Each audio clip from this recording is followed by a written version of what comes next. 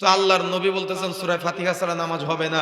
এখন আপনার বড় হুজুর বলল যে সূরা ফাতিহা পড়ার দরকার নাই, আমার মাযহাবে নাই, আমার তরিকায় নাই, আমাদের সিস্টেমের মধ্যে নাই। তো আপনার সিস্টেমকে তো আমি বৃদ্ধাঙ্গুলি দেখাই, আপনার তরিকাকে তো আমি বৃদ্ধাঙ্গুলি দেখাই। আমার কাছে কোরআন হাদিস আগে, আমার কাছে আল্লাহর নবীর কথা আগে, আর আপনার মুফতি সাহেবের কথা পিছনে। আমার নবী বলেছে সূরা ফাতিহার ব্যাপারে গুরুত্ব দিয়েছে, কেন আপনি গুরুত্বহীন বানালেন? আপনার মতো টাটকা ব্যক্তিদের কারণে, অর্থাৎ সুন্নাত গোপনকারী ব্যক্তিদের কারণে মানুষ আজকে সুন্নতের প্রতি আমল করতে পারে না। উপস্থিতি অত্যন্ত সংক্ষিপ্ত সময়ের আলোচনা, শীতের রজনীতে আমরা একটা সেকেন্ডও নষ্ট করব না ইনশাআল্লাহ। সংক্ষিপ্ত সময় আমরা আলোচনা করব পবিত্র কোরআন মাজিদের সর্বপ্রথম পূর্ণাঙ্গ সূরা হিসেবে নাজিলকৃত সূরা সূরা ফাতিহার সংক্ষিপ্ত তাফসীর। আমরা সালাত আদায় করি, যে সূরাটি সালাতের সাথে খাস। আমরা আল্লাহ সুবহানাহু ওয়া তাআলার কাছে চাই, দোয়া করি। আল্লাহ রাব্বুল আলামিনের কাছে চাওয়ার অর্থাৎ দোয়া করার অন্যতম বড় একটি চাওয়া বা দোয়া হলো সূরা ফাতিহা। আমি আরবিয়ান শেখদের যতগুলো দার্স শুনেছি, তো তাদের বক্তব্য দেখেছি বেশিরভাগ তাওহীদ কেন্দ্রিক আলোচনা। তো বিষয়টা নিয়ে আমি একটু ভাবলাম যে তারা কেন এত তাওহীদের প্রতি গুরুত্ব দিয়েছে। দেখলাম গুরুত্ব দেওয়ার কারণ, তাওহীদের জ্ঞান যদি কোনো মানুষের না থাকে তাহলে ওই ব্যক্তি পাপাচার থেকে বিরত থাকতে পারে না। কেন? ও তো আল্লাহকে চিনে না, ও তো আল্লাহকে জানে না, আল্লাহ সম্পর্কে তার কোনো জ্ঞান নাই। সে যেহেতু আল্লাহকে চিনে না, সে যেহেতু আল্লাহকে জানে না, তার যেহেতু আল্লাহ সম্পর্কে জ্ঞান নাই, সেজন্য সে প্রকাশ্য অপ্রকাশ্য সকল পাপাচারে জড়ায়, কিন্তু তার মাঝে ভয় ভীতি কাজ করে না। একটা হিন্দুর কাছে জিজ্ঞাসা করো যদি হয় যে তোমার সৃষ্টিকর্তা কে, সে বলে ভগবান। একটা মুসলমানের কাছে যদি জিজ্ঞাসা করা হয় তোমার সৃষ্টিকর্তা কে, সে বলে আল্লাহ। এর বাহিরে তার রব যে তার পালনকর্তা, তার রব যে তার রিজিক দাতা, তার রব যে ইবাদতের একক হকদার, এই জ্ঞানটা আজকে তার মধ্যে নাই। যার কারণে মানুষ সালাত আদায় করে, সিয়াম পালন করে, হজ করে, যাকাত দেয়, দান সাদাকা করে, কিন্তু ইবাদত বন্দেগী করার পরেও সে প্রশান্তি পায় না। কেন? কিভাবে সে প্রশান্তি পাবে? যার ইবাদত করলো তাকেই তো চিনে না, যার কাছে চাইবে তার সম্পর্কে তো তার কোনো জ্ঞান নাই, তার সম্পর্কেই তো তার কোনো ধারণা নাই। এজন্য মুসলিম আমি আমার রবকে যতদিন পর্যন্ত আমি না চিনব, আর আমার রবের সাথে যতদিন আমি বন্ধুত্ব স্থাপন করতে না পারবো, ততদিন আমার ব্যক্তিগত জীবন, পারিবারিক জীবন, সামাজিক জীবন, রাজনৈতিক জীবন, অর্থনৈতিক জীবন, প্রত্যেকটা সেক্টর আমি ইসলামী শরীয়তের পরিভাষায় ঢেলে সাজাতে পারবো না। এজন্য তাওহীদের জ্ঞানের বিকল্প কিছুই নেই। এজন্য জমহুর উলামায়ে কেরাম বলেছেন, যার ইবাদতের সাথে তাওহীদ সংশ্লিষ্ট না, তার ইবাদত কবুলযোগ্য হবে না। যেমন আপনি সালাত আদায় করবেন কিন্তু আপনার তাওহীদ ঠিক নাই, আপনার সালাতটা কবুলযোগ্য হবে না। আপনি রমজানের সিয়াম পালন করবেন কিন্তু আপনার তাওহীদ ঠিক নাই, আপনার সিয়ামটা কবুলযোগ্য হবে না। আপনি হজ করতে চলে গিয়েছেন কিন্তু আপনার তাওহীদ ঠিক নাই, আপনার ওই সিয়ামটা, আপনার ওই হজটা, আপনার ওই যাকাতটা, আপনার ওই দান সাদাকা, অর্থাৎ আপনি যে ইবাদতই করেন না কেন, সেই ইবাদতটা মহান রবের দরবারে পৌঁছাবে না। এই জন্য তো কিয়ামতের মাঠে তারা দাঁড়াবে আমিলাতুন নাসিবা। তাদের সম্পর্কে আরো লম্বা বর্ণনা, লম্বা চওড়া বর্ণনা পাওয়া যায়। আমল করতে করতে কর্মক্লান্ত, আমল করতে করতে পরিশ্রান্ত, কিন্তু এই আমলের ভান্ডার নিয়ে যখন কিয়ামতের মাঠে দাঁড়াবে দেখবে সব শূন্য, কোনো আমল কবুলযোগ্য হয়নি। কেন হয়নি? সে তার রবের সন্তুষ্টির জন্য আমল করতে পারে নাই, সে তার রবকে চিনে, রবকে জেনে আল্লাহ সুবহানাহু ওয়া তাআলার ইবাদত বন্দেগী করতে পারে নাই। এই জন্য তাওহীদ সম্পর্কে জ্ঞান অর্জনের, তাওহীদ সম্পর্কে স্বীকৃতি দেওয়ার অন্যতম গুরুত্বপূর্ণ একটি সূরা হলো সূরা ফাতিহা। সূরা ফাতিহার মধ্যে যখন আপনি আপনার জাগতিক বিষয়ের সার্বিক বিষয় নিয়ে শুকরিয়া আদায় করতে পারবেন, তারপরে আপনি আপনার রবকে চিনে জেনে রবের ইবাদত বন্দেগীর স্বীকৃতি দিয়ে রবের কাছ থেকে সিরাতে মুস্তাকিম চেয়ে আপনি পরিশেষে আপনার রবকে বলবেন আমিন, আল্লাহ তুমি কবুল করো। তার মানে বিস্তারিত আলোচনা। কথা কি বুঝতে পেরেছেন? তো এই জন্য আমার প্রত্যেক মুসলিম মুমিন মুমিনা নারী পুরুষ সকল দিনী ভাইদেরকে উদ্দেশ্য করে বলবো যে জীবনে বহু বক্তব্য শুনেছেন, আজকের এই তাওহীদের কথাটুকু একটু মনোযোগ দিয়ে রান্না বান্না বন্ধ করে যাবতীয় কাজ বন্ধ করে আল্লাহ সুবহানাহু ওয়া তাআলাকে চিনার আমরা একটু সামান্য চেষ্টা করি। পারবো ইনশাআল্লাহ? যত বেশি আমরা আল্লাহকে চিনতে পারবো তত বেশি আমরা আল্লাহর সাথে বন্ধুত্ব স্থাপন করতে পারবো। আর যত বেশি আল্লাহর সাথে বন্ধুত্ব স্থাপন হবে তত বেশি শয়তানের সাথে দূরত্ব তৈরি হবে। আর যত বেশি শয়তানের সাথে দূরত্ব তৈরি হবে তত দ্রুত আমরা জান্নাতে চলে যেতে পারবো ইনশাআল্লাহ। এই জন্য আমাদের রবকে চিনতে হবে। তো সূরা ফাতিহা নিয়ে আলোচনা করতে গিয়ে প্রথমে কয়েকটা বিষয় বলতে হয়। এটা মূলত মাক্কি সূরা, রাসূলুল্লাহ সাল্লাল্লাহু আলাইহি ওয়াসাল্লাম হিজরত করে মদিনায় যাওয়ার আগে নাজিলকৃত একটি সূরা। তবে পবিত্র কোরআন মাজিদের পূর্ণাঙ্গ সূরা হিসেবে প্রথমে নাজিল হয়েছে সূরা ফাতিহা। সূরা ফাতিহা যে শুধু একটাই নাম বিষয়টা এমনটা না, প্রায় 50টার অধিক নাম আছে সূরা ফাতিহা। যেমন তার মধ্যে একটা নাম হলো উম্মুল কোরআন, কোরআনের মা। তার মানে পুরা কোরআন মাজিদের মধ্যে যে আলোচনা হয়েছে সূরা ফাতিহার মধ্যে তার একটা সারসংক্ষেপ আপনি পাবেন। সূরা ফাতিহার আর একটা নাম হলো শেফা, আরোগ্য লাভের সূরা, বা অনেকেই বলে রুকিয়ার সূরা। তার মানে কেউ যদি অসুস্থ হয় সুস্থতার জন্য সূরা ফাতিহাকে আপনি শেফা হিসেবে প্রয়োগ করতে পারেন। রুকিয়ার জন্য জিন জাদু বদনজর যদি কারোর সম্পৃক্ত হয়, সংশ্লিষ্ট হয়, সূরা ফাতিহাকে রুকিয়া হিসেবে ব্যবহার করা যায়। এমনকি সাহাবায়ে কেরামের কিছু আমল ছিল, যদি কারোর সাপে কামড় দিত ওই সাপের কামড়ের বিষ নষ্ট করার জন্য সূরা ফাতিহা পড়ে সাহাবায়ে কেরাম মুখের লালা ব্যবহার করে ওই বিষটাকে নষ্ট করে ফেলতেন। এটা হলো সূরা ফাতিহার পাওয়ার। সুবহানাল্লাহ। এটা হলো সূরা ফাতিহার শেফা। সাপের বিষ যদি নষ্ট করে ফেলতে পারে, তো আমি আপনি যদি আল্লাহর উপরে বিশ্বাস করে রাসূলের পদ্ধতিতে এই শেফাটা নেই, তো যাবতীয় রোগ থেকে আরোগ্য লাভ হবে না আমাদের? কিন্তু আমাদের ঈমান তো নাই। সূরা ফাতিহা পড়তেছে আর মুরব্বি চাচা ভাবতেছে আমি কি সুস্থ হব। সূরা ফাতিহা পড়তেছে আর আমার বোন ভাবতেছে আমার কি বিষটা নষ্ট হবে। তার মানে আল্লাহ সম্পর্কে আপনার বিশ্বাস নাই। রাসূলুল্লাহ সাল্লাল্লাহু আলাইহি ওয়াসাল্লাম বলেছেন, সাহাবায়ে কেরাম আমল করেছেন, কিন্তু আপনার বিশ্বাস হচ্ছে না। কিন্তু ঠিকই একটা হিন্দু মহিলা ওজা, তার কাছে গিয়ে ও কি তার ধর্মে যা আছে ওগুলা দিয়ে ও তো পড়ে ঝাড়ায়, ও নাকি ঔষধ খাওয়ায় আপনাকে, ওকে আপনাকে ঔষধ খাওয়ায়, ও তো নিমের পাতা দিয়ে আপনাকে ঝাড়ায়, তাই না? ওর নিমের পাতা দিয়ে তার ধর্মের শব্দ যেগুলো আছে সেগুলা দিয়ে ঝাড়ায়, সেগুলো আপনি বিশ্বাস করতে পারলেন।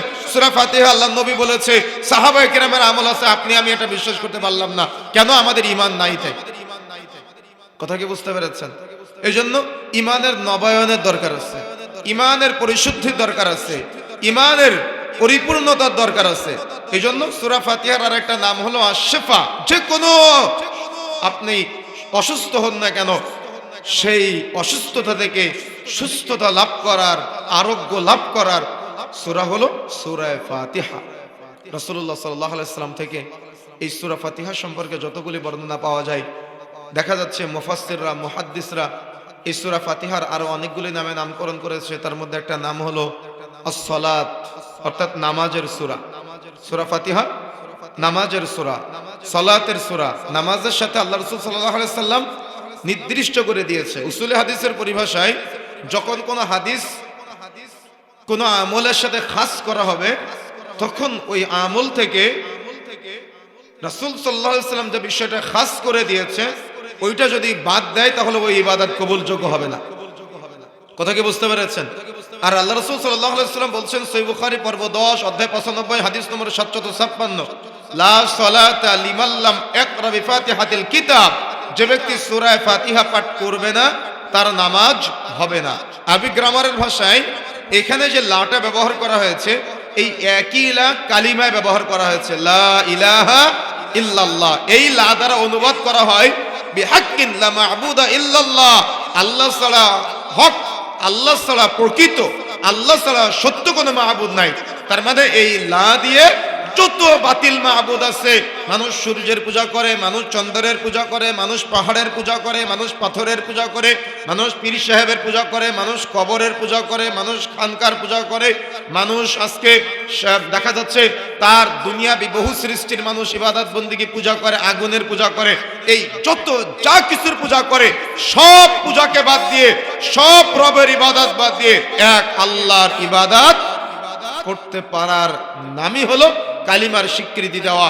আর এই সমস্ত বাতিল মাবুদকে বাদ দেওয়া হয়েছে যে লার মাধ্যমে এই একই লা সূরা ফাতিহাতে ব্যবহার করা হয়েছে।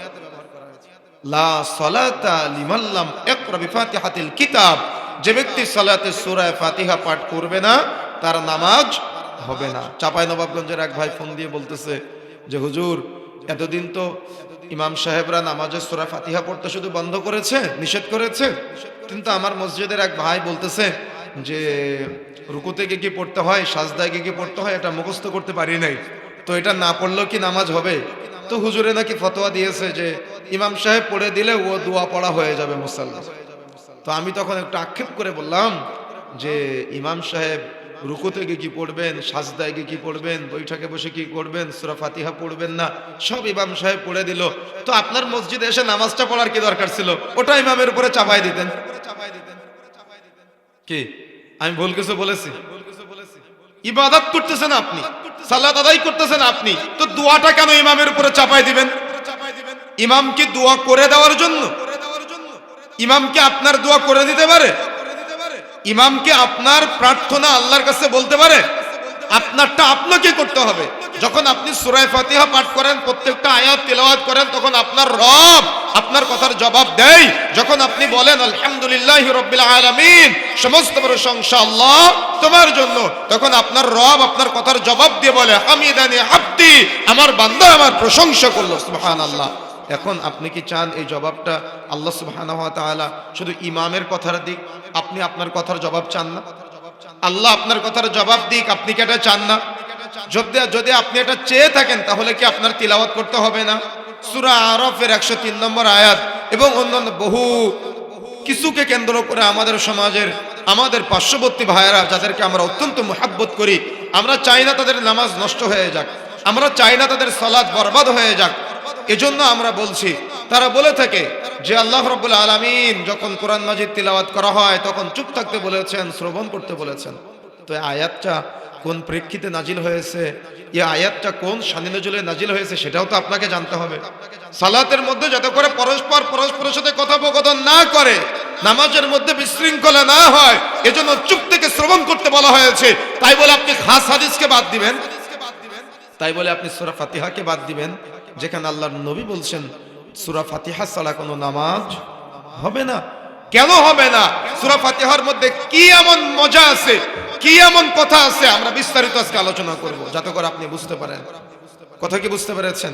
কিন্তু আজকে আমার সমাজের ভাইয়েরা, আমার সমাজের দায়ীরা, আমরা তাদেরকে অত্যন্ত মহব্বত করি, আমরা তাদেরকে অত্যন্ত ভালোবাসি। আমরা চাই যে তারা এই পাপাচার, অর্থাৎ তারা যে সূরা ফাতিহা না পড়ার মাধ্যমে তাদের সালাতকে জলাঞ্জলি দিয়ে দিচ্ছে, আমরা চাই তারা রাসূলের পদ্ধতিতে সালাত আদায় করুক, আমরা একসাথে জান্নাতে থাকতে চাই। কথা কি বুঝতে পেরেছেন? এই জন্য রাসূলুল্লাহ সাল্লাল্লাহু আলাইহি সাল্লামের পদ্ধতিতে আমাদের দাওয়াত সূরা ফাতিহার আলোচনা যেহেতু হচ্ছে, আর উলামায়ে ইকরাম বলেছেন সালাতের সূরা হলো সূরা ফাতিহা। সূরা ফাতিহা নামাজের সাথে খাস, সালাতের সাথে খাস। আল্লাহর নবী যেহেতু কথা বলেছেন, সেহেতু বিষয়টাকে ভাববার নয় কি? এটা আমি বলেছি? আল্লাহর নবী বলেছেন লা সালাতা লিমান লাম ইকরা ফাতিহাতিল কিতাব, যে সূরা ফাতিহা পড়বে না তার নামাজ হবে না। আমি বলেছি। এটা বলা ফিতনা আপনার কাছে মনে হয়? এটা তো আমি বলি নাই। কষ্ট হলে আমার উপরে না, কষ্ট হলে হতে হবে রাসূলের উপরে। কথা কি বুঝতে পেরেছেন? এটা আমার কথা নয়। যদি আপনার কথা উল্টাতে প্রয়োজন মনে হয় তাহলে আমার কথা না, আল্লাহর নবীর কথাকে আপনি উল্টাচ্ছেন। আল্লাহর নবীর কথাকে আপনি খণ্ডন করুন, আল্লাহর নবীর কথাকে আপনি বরবাদ করার চেষ্টা করতেছেন, আপনি আপনার নিজেরটা প্রতিষ্ঠা করার চেষ্টা করতেছেন। আল্লাহর নবীর কথাকে আপনি বৃদ্ধাঙ্গুলি দেখালেন, তাহলে অপরাধী আপনি। কেন আপনি আল্লাহর নবীর কথাকে মূল্যায়ন করতে পারলেন না? আল্লাহর নবী বলছেন এটা সালাতের সাথে খাস। এখন আল্লাহ রাসূল সাল্লাল্লাহু আলাইহি সাল্লাম বলে নাই যে এটা পুরুষে পড়বে নারীতে পড়বে না, অমুক সালাতে পড়বে অমুক সালাতে আদায় করবে না, সুন্নত নামাজে পড়বে ফরজ নামাজে পড়বে না, ইমাম পড়বে মুসল্লি পড়বে না, মুসল্লি পড়বে ইমাম পড়বে না। আচ্ছা, ইমামের নামাজ যদি না হয়, মনে করেন আমি নামাজ পড়াচ্ছি, আমার ওযু নষ্ট হয়েছে, আমি লজ্জায় পিছনে গেলাম না, এখন দোয়া কালাম সব আমার উপরে ছেড়ে দিয়েছেন, আপনার অবস্থা কি হবে? আপনি কি বলতে পারেন, একদম পিওর ভাবে বলতে পারবেন যে আমি নামাজ পড়াচ্ছি, আমার নামাজ কবুল হচ্ছে? আপনি এটা বলতে পারবেন? ইমামের নামাজ ইমামের, মুসাল্লির নামাজ মুসাল্লির। ইমামকে শুধু ইক্তেদা করতে হয়, অনুসরণ করতে হয়। ইমাম নামাজ শুরু করবে, আমি নামাজ শুরু করব। ইমাম রুকুতে যাবে, আমিও রুকুতে যাব। ইমাম রুকু থেকে উঠবে, আমিও রুকু থেকে উঠব। ইমাম সাজদায় যাবে, আমিও সাজদায় যাব। ইমাম বৈঠকে বসবে, আমিও বৈঠকে বসবো। ইমাম সালাম ফেরাবে, আমিও সালাম ফেরাবো। এখন বলেন, ইমাম ভুল করে 4 রাকাতের জায়গায় 5 রাকাত পড়ার জন্য দাঁড়ায় গেছে, তখন আপনি দাঁড়ায় থাকবেন না বসে থাকবেন? কেন বসে থাকবেন? লোকমা দিতে হবে, কিন্তু ইমাম দাঁড়ায় গেছে, তখন কি আপনি বসে থাকতে পারবেন? তখন আপনাকে কি করতে হবে? দাঁড়ায় যেতে হবে। এটা হলো ইমামের ইক্তেদা। আমি বুঝাচ্ছি, এটা হলো ইমামের অনুসরণ। মনে করেন ইমাম 2টা সাজদার জায়গায় ভুল করে 3টা দিয়ে ফেলছে, এখন আপনি কি বসে থাকবেন না সাজদা যেতে হবে? আপনার ইক্তেদা করতে হবে না? অনুসরণ করতে হবে না? ভুল করেছে, ভুলের মার্জনার পথ আছে, সাহু সেজদা দিবে।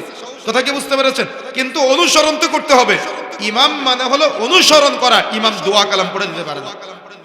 কথা কি বুঝতে পেরেছেন? ইমাম দোয়া কালাম পড়ে দিতে পারে না। সুতরাং ইমামের দোয়া ইমামের, আর মুসাল্লিদের দোয়া মুসাল্লির। প্রত্যেকের নামাজ ব্যক্তির উপরে, ব্যক্তির ইবাদত ব্যক্তির আলাদা আলাদা কবুলযোগ্য হবে।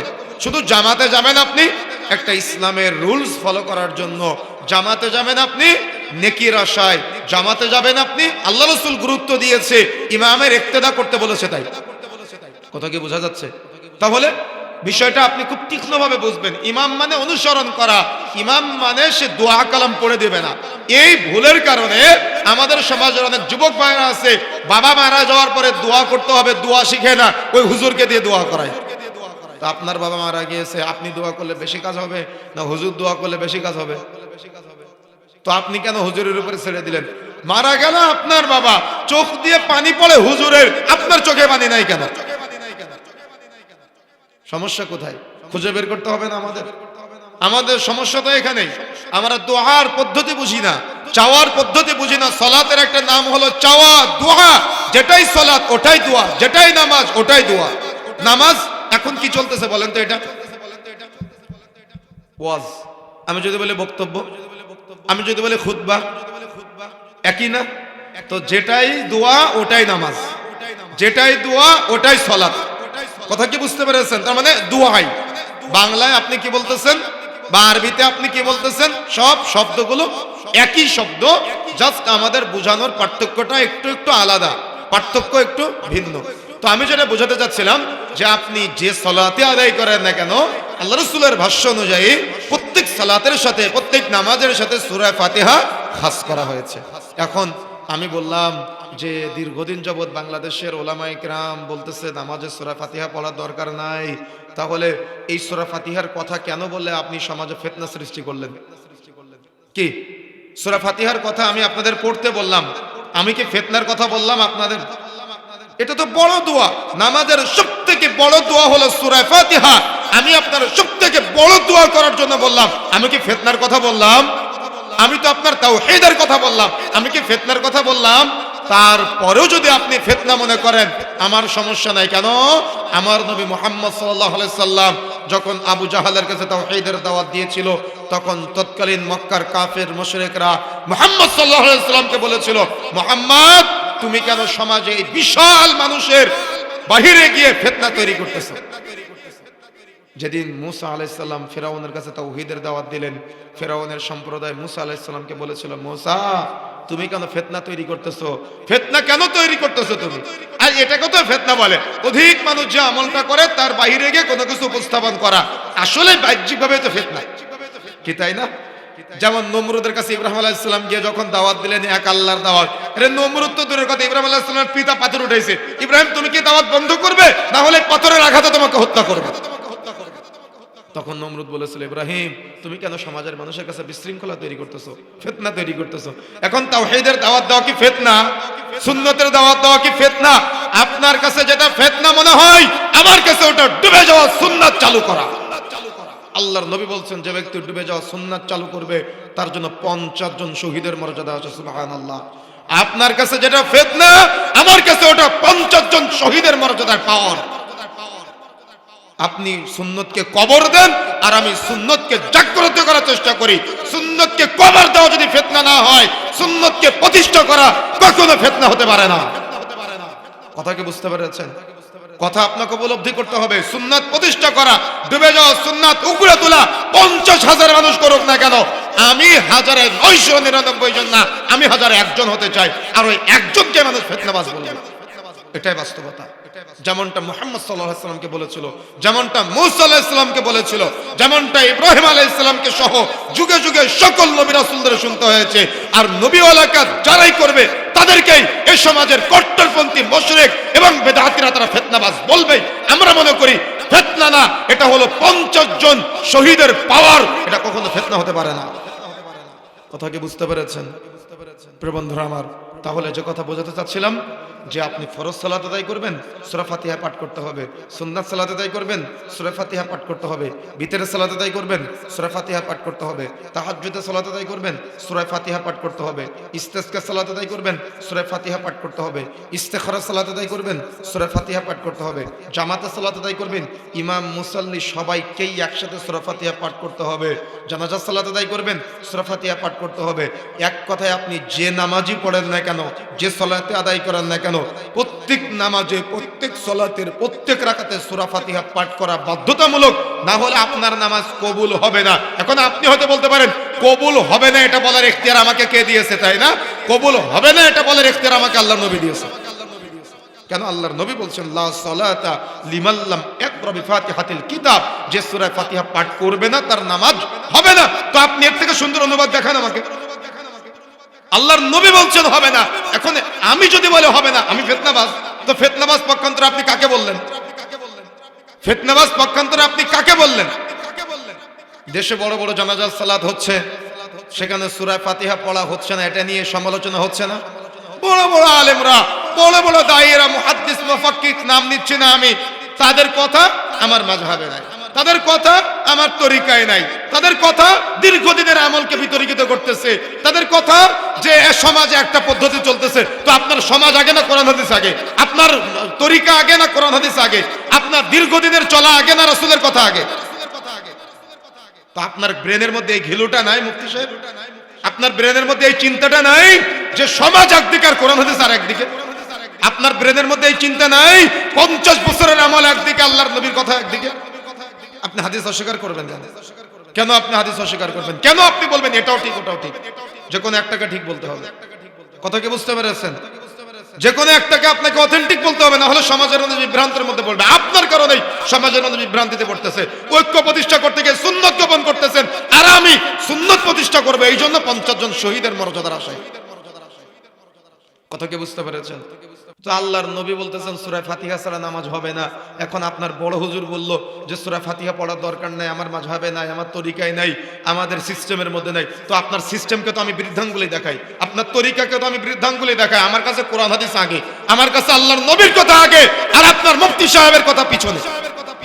আপনার মুফতি সাহেবের কথা কোরআন হাদিসের সাথে মিললে আমি মানবো, না মিললে মানবো না। আরে আপনার মুফতি কেন, শেখ আব্দুর রাজ্জাক বিন ইউসুফ যদি কোনো কথা কোরআন হাদিসের বাইরে বলে, ডক্টর রাশিদুল আল গালিব সাহেব যদি কোনো কথা কোরআন হাদিসের বাইরে বলে, আমরা সেটাও মানি না।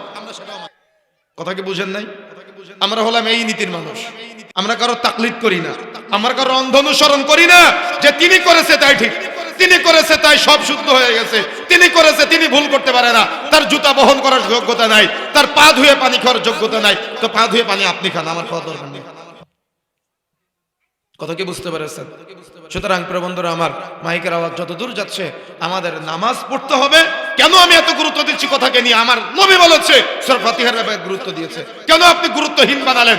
আপনার মতো টাটকা ব্যক্তিদের কারণে, অর্থাৎ সুন্নত গোপনকারী ব্যক্তিদের কারণে মানুষ আজকে সুন্নতের পথে আমল করতে পারে না।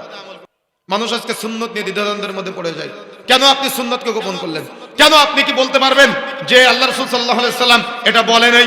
আল্লাহ রাসূল সাল্লাল্লাহু আলাইহি সাল্লামের হাদিসকে আপনি কিভাবে অস্বীকার করবেন? আর কেন আপনি অস্বীকার করলেন? কিসের জন্য অস্বীকার করলেন? কিসের আপনার এখানে সুবিধা আছে এটা তো আমি বুঝি না। আর যখন আমরা এটা বলতেছে ফিতনা, এটা ফিতনা মনে হয়? সুন্নাত উদ্ঘাটন করা, ডুবে যাওয়া সুন্নাত চালু করা আপনার কাছে ফিতনা মনে হয়? প্রিয় বন্ধুরা আমার, সুতরাং আপনি যে সালাতে আদায় করেন না কেন প্রত্যেক সালাতে সূরা ফাতিহা পাঠ করতেই হবে। আবার বলতেছে জানাজার নামাজ কোনো দোয়া, এটা সালাত না। কি তো নামাজ পড়েন, দোয়া করেন, তো ওযু করে দোয়া করেন কেন? আবার জানাজার নামাজের মধ্যে দোয়া করে, বলতেছে জানাজার নামাজ দোয়া। তো এই দোয়া করার পরে আবার লাশ কবরে রাখার পরে 30 মিনিট দোয়া করেন কেন? আমার কথা বুঝেন না মনে হয়? তো জানাজার সালাত এটা দোয়া, আমরাও মানি এটা মাইয়েতের জন্য দোয়ার সালাত, যেটাই দোয়া ওটাই সালাত। কথা কি বুঝতে পেরেছেন? ওটাই জানাজা। তাহলে আপনি আবার এটাকে দোয়া বানিয়ে কিভাবে কি বলতেছেন বুঝি না তো। না জ্ঞান আছে, না চিন্তা চেতনা আছে, না ভাবনা আছে। মুসলমানদেরকে আজকে একদিক থেকে আরেক দিকে নিয়ে যাওয়া হচ্ছে, কোরআন সুন্নাহ থেকে বের করে বিভিন্ন ব্যক্তির দিকে, বিভিন্ন তরিকার দিকে, বিভিন্ন ফেরকার দিকে ধাবিত করা হচ্ছে জ্ঞান না থাকার কারণে। যদি জ্ঞান না থাকে পড়াশোনা করেন, আর যদি জ্ঞান থাকে তো সেটা মেনে নেন। এই জন্য প্রিয় বন্ধুরা আমার, যে কথা বলতে চাচ্ছিলাম যে আপনি জানাজার সালাত আদায় করবেন, সুন্নাহ পদ্ধতি আছে। প্রথম তাকবীর দিয়ে সূরা ফাতিহা পড়বেন, একটা সূরা মিলাবেন। দ্বিতীয় তাকবীর দিয়ে আপনি দুরূদ ইব্রাহিম নামাজের মধ্যে যেটা আছে সেটা পাঠ করবেন। তৃতীয় তাকবীর দিয়ে জানাজার নির্দিষ্ট দোয়া যেগুলো আছে মাইয়াতের জন্য সব দোয়া পড়বেন। চতুর্থ তাকবীর দিয়ে আপনি ডানে বামে সালাম ফেরাবেন। কি চমৎকার পদ্ধতি না? কিন্তু মাইয়াতের জন্য জানাজার নামাজে দাঁড়িয়ে ওই মুসল্লি এখানে যারা আছেন আপনারাও ভালো করে জানেন, পিছনে দাঁড়ায় দাঁড়ায় শুধুমাত্র মনে মনে কি বলে কিছুই জানে না, বাংলায় দোয়া করতে থাকে। কেন? কি পড়বে তারাও তো জানে না। আপনি আপনার নিজের কথা ভাবেন, 5 জনের কথা বাদ দেন, আরো এলাকার লোকের কথা বাদ দেন। জীবনে যত জানাজার নামাজ পড়েছেন বলেন কোন জানাজার নামাজে কোন মাইয়াতের জান্নাত কামনায় দোয়া করেছেন আপনি রাসূলের শেখানো পদ্ধতিতে? বলেন, আপনি বলেন কেন দোয়া করতে পারেন নাই? কারণ আমাদের সমাজে দোয়ার সুন্নাহ পদ্ধতিতে আমাদের শেখানো হয় নাই, কুক্ষিগত করে রাখা হয়েছে হুজুরদের কাছে। বলেন আপনি কি দোয়া করেছেন? আপনি যে মাইয়াতের জন্য দোয়ার জন্য দাঁড়ালেন, আপনি কি দোয়া করেছেন মাইয়াতের জন্য? বলেন কি দোয়া করেছেন? এই জন্যই তো সমস্যা আমাদের। সুতরাং নামাজকে দোয়া মনে করা হয় না, জানাজাকে দোয়া মনে করা হয় না, সালাতকে দোয়া মনে করা হয় না। আমরা এই জন্য নামাজ শেষ করার পরে, জানাজার পরে আবার নতুন করে আমাদের দোয়া করা লাগে। কেন? আমরা ওই যেখানে আল্লাহর নবী দোয়া করেছেন ওই জায়গাটা আমাদের দোয়ার জন্য প্রয়োজন মনে করতে পারি না। অথচ জ্ঞান দিয়েছে আল্লাহ, এই জ্ঞান দিয়ে আমরা বিবেচনা করতে পারি না। এখন দেখেন সূরা ফাতিহা কেমন দোয়া, সূরা ফাতিহা কেমন চাওয়া, কেমন প্রশংসার সূরা। যেহেতু সময় অনেক পার হয়েছে, সংক্ষিপ্ত করে বলতে হবে, একটু তীক্ষ্ণ ব্রেন নিয়ে বোঝার চেষ্টা করতে হবে আমাদের। আউযু বিল্লাহি মিনাশ শাইতানির রাজীম। বিতাড়িত শয়তান হতে আমরা আল্লাহর নিকট আশ্রয় প্রার্থনা করছি। বিসমিল্লাহির রহমানির রহিম। পরম করুণাময় অসীম দয়ালু আল্লাহর নামে আমরা শুরু করছি। আলহামদুলিল্লাহি রাব্বিল আলামিন। সমস্ত প্রশংসা আল্লাহ তোমার জন্য। এখানে আলহামদুতে হায়াহুত্তি ব্যবহার করা হয়েছে, তবে অনেকেই বাংলা উচ্চারণ দেখে পড়ে হায় হাওয়াজ, তার মানে আল্লাহ হায়াকার মদয়রস্য আলহামদু পড়ে কিনা। এখানে যদি কেউ হায়াহুত্তি দিয়ে পড়ে তাহলে অর্থ আসবে প্রশংসা, আর যদি কেউ হায় হাওয়াজ দিয়ে পড়ে অর্থ আসবে ধ্বংস। তো কত পার্থক্য হয়ে গেল? সমস্ত প্রশংসা আল্লাহর জায়গায় অনুবাদ কি হবে বলেন তো? নাউযুবিল্লাহ। তাহলে উলামায়ে কেরাম বলেছেন আলিফ হার, আল্লাহ রাসূল বলেছেন আলিফ হারফুন লাম হারফুন মিম হারফুন, আলিফে 10 নাকি লামে 10 নাকি মিমে 10 নাকি। কিন্তু আল্লাহ নবী আবার বলেছেন যে পড়তে জানে না ও পড়ার চেষ্টা করতেছে, ও ডবল নাকি হবে। সুবহানাল্লাহ। তো আপনি আরবি দেখে পড়ার চেষ্টা না করে আপনার নিজের ভাষায় পড়তেছেন কেন? অনুবাদ পড়েন, সমস্যা নেই বুঝার জন্য, কিন্তু আপনি বাংলা উচ্চারণ দেখে পড়বেন না। লাজনার ফতোয়া অনুযায়ী আপনি কোরআন মাজিদ দেখে পড়েন, কোরআন মাজিদের ভাষায় পড়েন, কিন্তু চেষ্টা করেন। এই চেষ্টা আল্লাহ সন্তুষ্ট হয়ে আপনাকে ডবল নেকি দিয়ে দেবে। সুবহানাল্লাহ। কথা কি বুঝতে পেরেছেন? আমি আপনাকে এটা বোঝাতে চেয়েছি যে আপনি আরবিতে পড়েন, পড়ার চেষ্টা করেন, আল্লাহ রাব্বুল আলামিন এটা দেখে অত্যন্ত খুশি হয়। সুতরাং আমরা চেষ্টা করব আরবি দেখে উচ্চারণ করে পড়ার জন্য। আলহামদুলিল্লাহি রাব্বিল আলামিন। সমস্ত প্রশংসা আল্লাহ তোমার জন্য। আচ্ছা, আপনি যখন এটা বললেন নামাজে দাঁড়িয়ে, আল্লাহ তো আপনার কথার জবাব দিবে। আমি বললাম না শুরুতেই যে আপনি যখন বলেন আলহামদুলিল্লাহি রাব্বিল আলামিন, তখন আপনার রব আপনার কথার জবাব দেয়, কিন্তু আপনি জবাব পান না কেন? ইমাম সাহেব পড়ে আলহামদুলিল্লাহি রাব্বিল আলামিন, আর আপনি পিছনে দেখেন কয় টাকা ইনকাম করলাম। ইমাম সাহেব পড়ে আর রহমানির রহিম। আপনি চিন্তা করবেন আজকে জুমার দিন নামাজ পড়তে এসেছি, বাড়িতে কয়েকজন মেহমান, কাদের কোথায় বসে খাওয়াবো। কি আমি ভুল বলেছি? নামাজে মনোযোগ আছে, কেন মনোযোগ নাই? অথচ আরাবিয়ান শেখরা তিলাওয়াত করলে কিন্তু ঠিকই পিছনের মুসল্লিরা কান্নাকাটি করে। আপনি মসজিদ আল হারাম, মসজিদ আল নববী বা হারামাইন শরীফাইন যে কোনো জায়গায় সালাত আদায় করেন না কেন, বা ভিডিওতেও দেখবেন যে তারা তিলাওয়াত করলে পিছনের মুসল্লিরা কান্নাকাটি করে, আর আমাদের দুনিয়াবি চিন্তা আসে কেন, কি পড়ি কিছুই জানি না, না বুঝার কারণে। চমৎকার কথা, না বুঝার কারণে। সুতরাং আমাদের বুঝতে হবে, উপলব্ধি করতে হবে। আপনি যখন বলেন আলহামদুলিল্লাহ রাব্বিল আলামিন, আল্লাহ সমস্ত প্রশংসা তোমার জন্য, তখন আপনি যদি একটু হৃদয় দিয়ে ভাবতে পারতেন এই মুহূর্তে আমার শারীরিক গঠন কত চমৎকার, কিন্তু পৃথিবীর বহু মানুষ পঙ্গু হাসপাতালে পড়ে আছে, কত মানুষের হাতের কবজি থেকে নাই, কত মানুষের পায়ের পাতা থেকে নাই, কত মানুষের দুই হাত দুই পা কিছুই নাই, কত মানুষ চোখে দেখতে পায় না, কত মানুষ কানে শুনতে পায় না, কত মানুষ মুখে কথা বলতে পারে না, কিন্তু আমার রব আমার চমৎকার দেহের গঠন দিয়ে আমাকে ধন্য করেছে, না চাইতেই আমাকে সবকিছু দিয়েছে। শুকরিয়া আদায় করে আলহামদুলিল্লাহ। কি এভাবে শুকরিয়া আদায় করলে আপনি কি শুকরিয়া আদায় করে শেষ করতে পারবেন? শেষ করতে পারবেন? আচ্ছা, আমাদের এই রুহটা আল্লাহ আমার আপনার শরীরে না দিয়ে এই সেম রুহটা একটা গরু ছাগলের মধ্যে দিতে পারতো কিনা? আপনি কি রুহের জগতে বলেছিলেন আল্লাহ তুমি আমাকে গরু ছাগল বানায়ও না? বলেছিলেন আপনি? বলেছিলেন? বলেন নাই। না চাওয়াতে আল্লাহ আমাকে আপনাকে আশরাফুল মাখলুকাত করে পাঠিয়েছে, ভালো মন্দ বোঝার সক্ষমতা দিয়েছে। আমরা তো চাই নাই, কিন্তু আমার রব আমাদের নিয়ামত দান করেছে।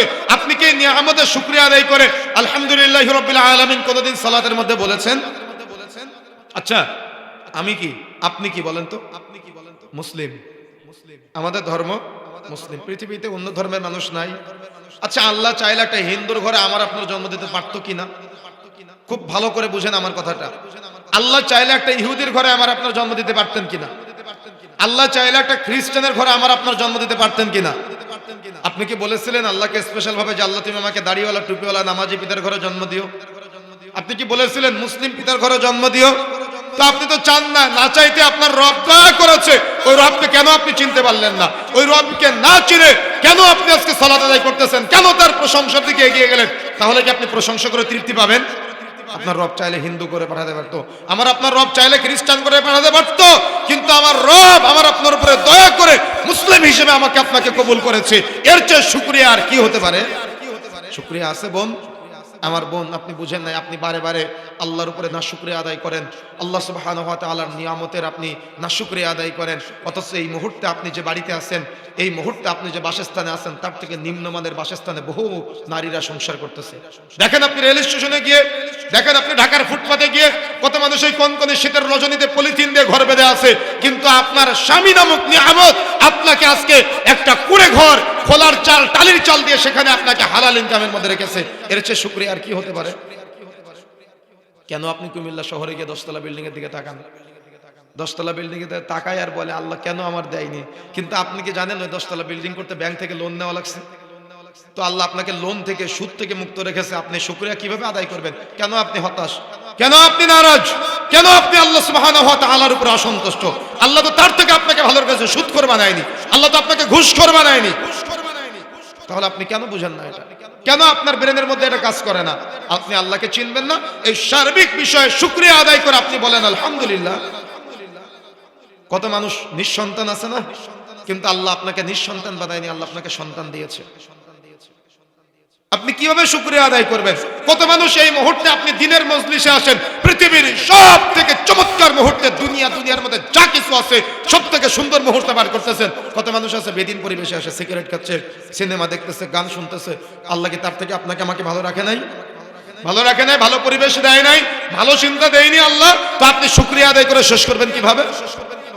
কেন আপনি বুঝেন না? এই সার্বিক শুকরিয়া আদায় করে যখন একজন আল্লাহর বান্দা বলবে সালাতের মধ্যে দাঁড়িয়ে আলহামদুলিল্লাহি রাব্বিল আলামিন, আল্লাহ সমস্ত প্রশংসা তোমার জন্য, তখনই না আল্লাহ আমার আপনার কথার জবাব দিয়ে বলবে হামিদানি আব্দি, আমার বান্দা আমার প্রশংসা করলো।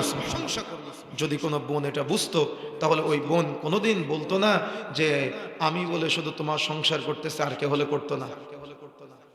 কি বলে না আমার বোনেরা এই কথা? বোন, এই কথা বলা মানে স্বামীর আনুগত্যের বাহিরে কথা বলা, আল্লাহর সাথে জুলুম করা।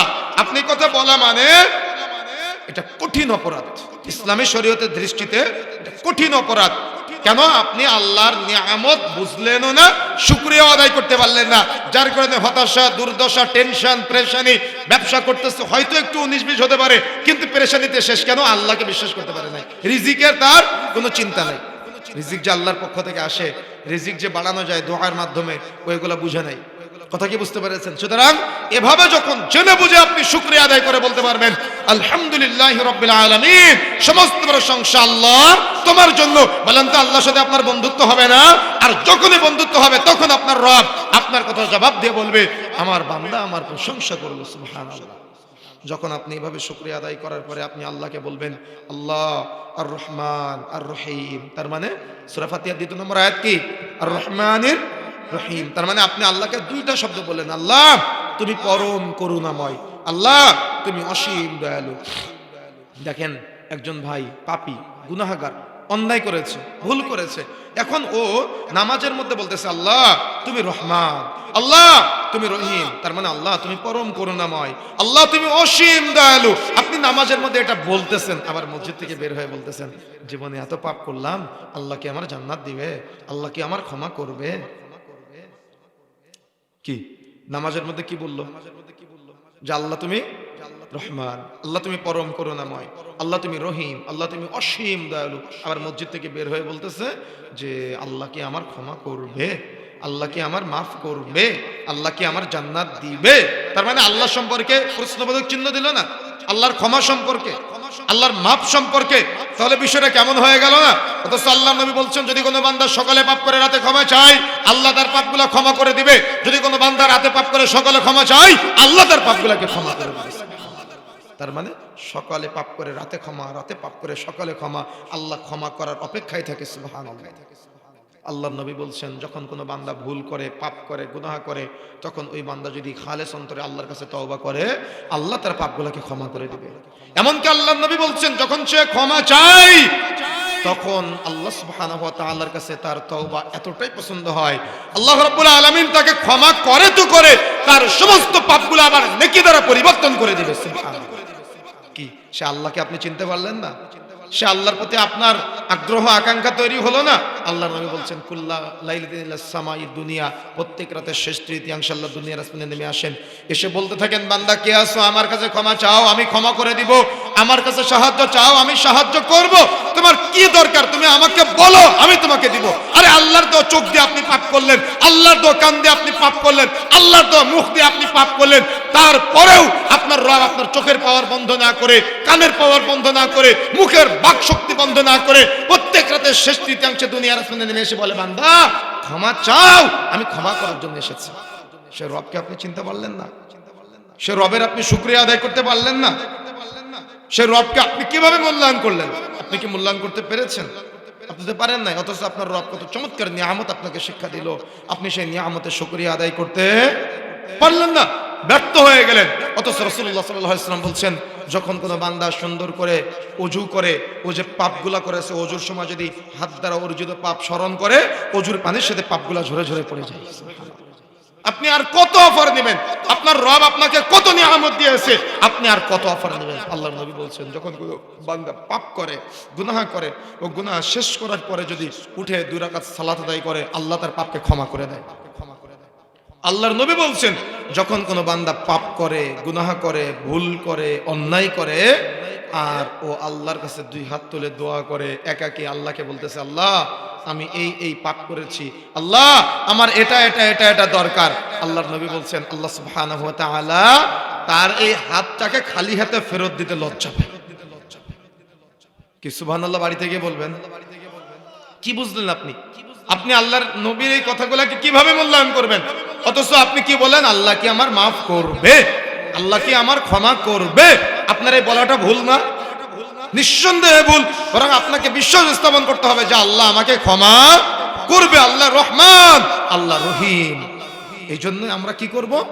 আল্লাহ যেহেতু রহমান, আল্লাহ যেহেতু রহিম, আল্লাহ যেহেতু দুনিয়ার সমস্ত নিয়ামত দিয়ে আমাকে ধন্য করেছে, এই জন্য আমরা আরো স্বীকৃতি দিয়ে বললাম মালিকি ইয়াউমিদ্দিন, আল্লাহ বিচার দিবসের মালিক। সুবহানাল্লাহ। কি বুঝলেন?